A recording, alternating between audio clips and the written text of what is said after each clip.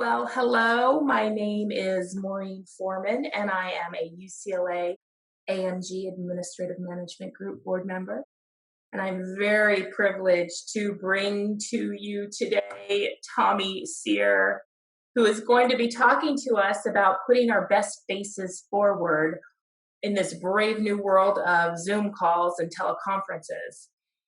Tommy, why don't you introduce yourself so everybody knows how much of an expert you are? I've been doing hair and makeup uh, in front of the camera, well, behind the camera for people that go in front of the camera for almost 20 years. Um, I've done 14, 15 years of Golden Globes and Oscars. I work on Access Hollywood uh, for 14 years, from Big Little Lies to NCIS Los Angeles. I've covered all kinds of different event and different makeup and hair application. I don't want people to think this is a frivolous conversation. I really believe that putting our best foot forward is also putting our best face forward. I know for me, I feel not confident to put my camera on, although now we're being asked more and more to put our cameras on and engage with our community. So, Tommy, can you speak a little bit about confidence and being your best self in front of camera and how makeup can help with that?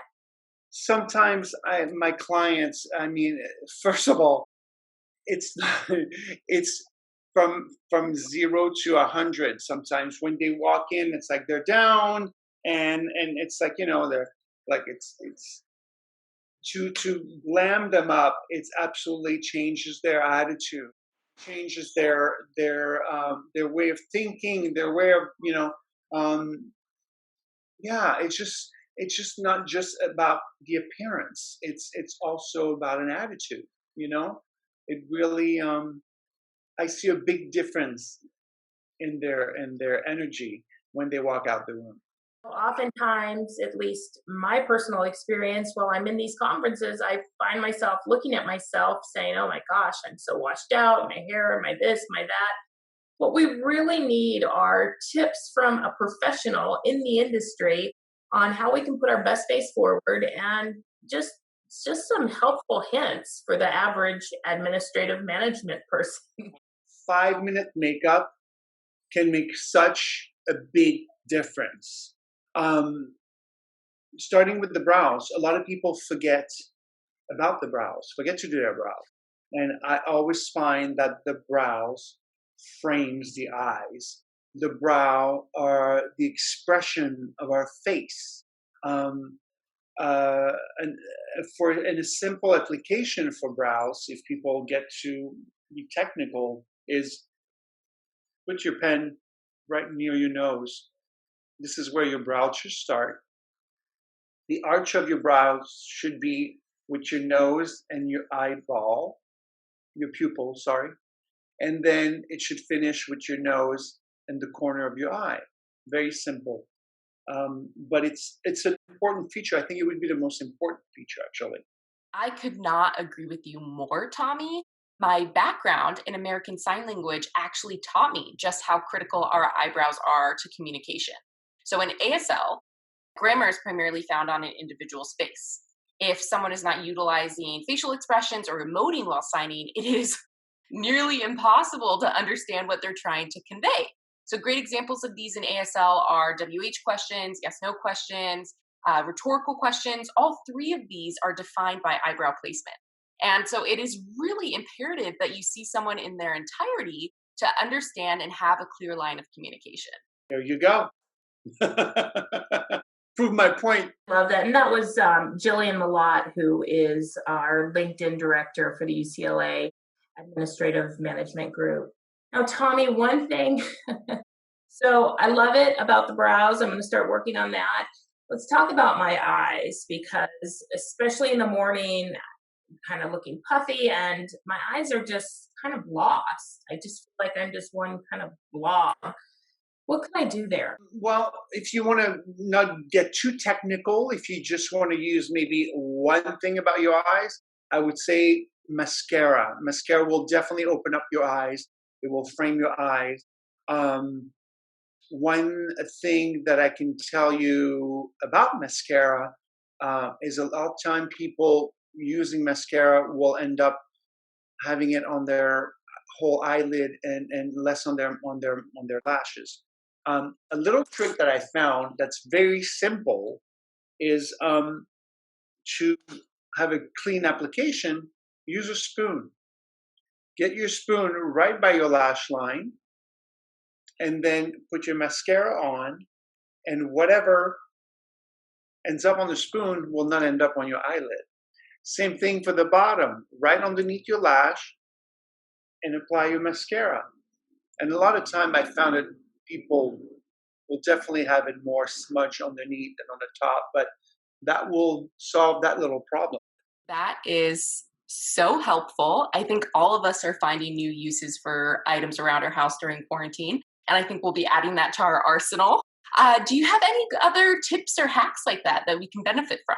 Years ago, I was always finding myself replacing my mascara like so often, and I was like, "Ah, I just bought this, and I like expensive mascaras," and I'm like, and I figured out that if you put a little bit of eye solution like saline for your contact, a couple drops in the tube of mascara, just pump it a couple times, and it will kind of reactivate, when they get dry or whatever, or an oil-free eye makeup remover.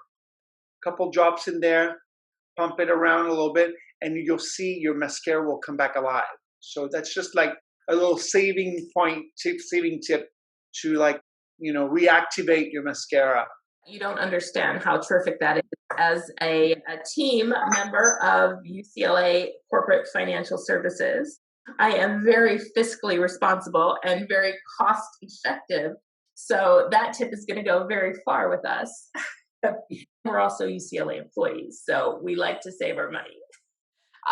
Tommy, our cameras tend to highlight the stress and exhaustion that we hold on our faces.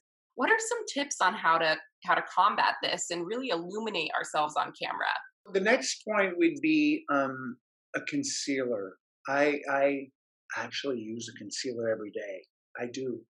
It makes a big difference for me. From looking tired to looking alive to looking a little bit bright.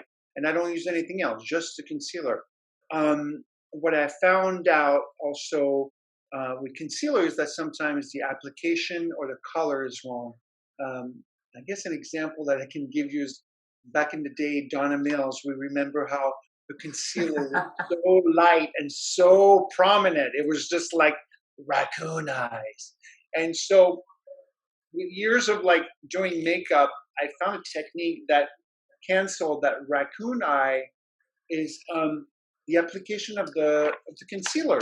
Basically, if you do your concealer, I've got a little drawing. This is quarantine time, okay? I couldn't get a live model, so picture it. She's gorgeous. Okay. Gorgeous, right?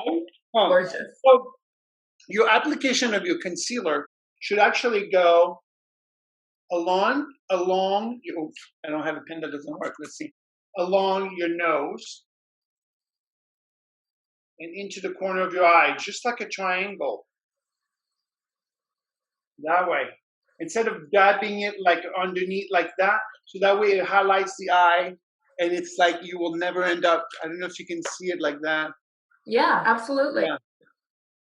I mean, that's a fabulous tip.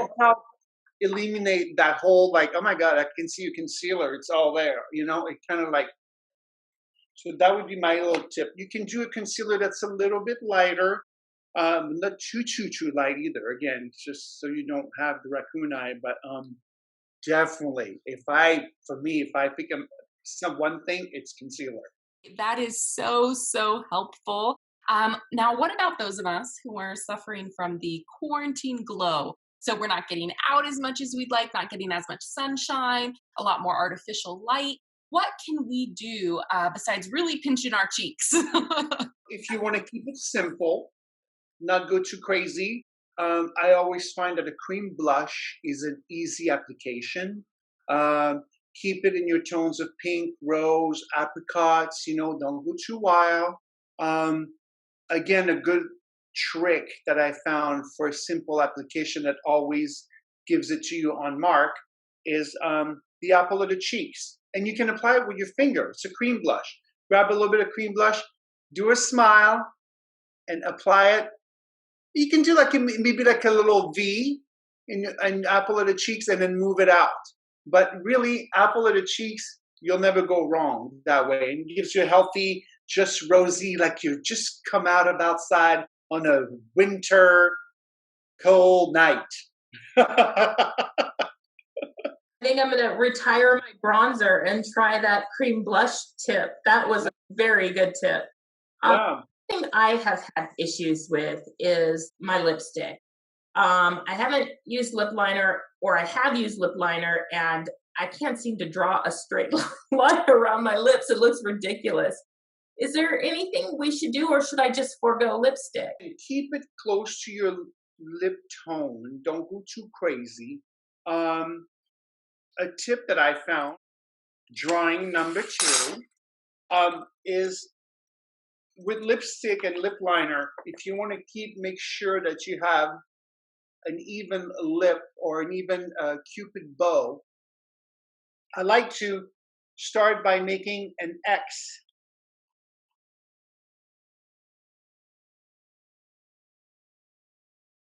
And that way, starting right there, you will always have a symmetrical lip. Then you can go and start drawing the outside, but you have a good center and good symmetry. So that's one of my tips that I like to do when I do a lip liner. I think that for sure is going to make a difference. Just that little guideline of an X for me. Yeah, you can go over the edge if you want a little bit on the side, but don't go too crazy. Keep it natural. Keep it natural. I also wanted to ask you, you've had all of this experience with different lightings and different angles. So oftentimes, if I'm working in my kitchen in the morning and I have to jump on a Zoom call, I might be in front of a window. All of a sudden, I just look like a mess. Is there a preferable place to sit for these meetings so you look your best? Lighting is everything. It really is. It's like it can change. It can make you from pretty to ugly like that. I'll give you an example. Never have your camera lower than you are, because it's like it just double chin doesn't. It's just it's not good. Angled. Always keep it pretty high level. Also, lighting wise, you always want to have your lighting in front of you and not behind you. Look how tired I am. Oh my gosh, what a difference. So like I'm like it's awful. It just doesn't work. Oh yeah. Oh, ooh, terrible. Absolutely. It's big difference. Lighting is everything. Oh my goodness, Tommy, I cannot thank you enough for giving us this amazing opportunity to speak with a professional in the industry and someone who works with putting people on camera every single day. Thank you from the very bottom of my heart and my Cupid's bow. You are such a treasure, and the UCLA community thanks you as well.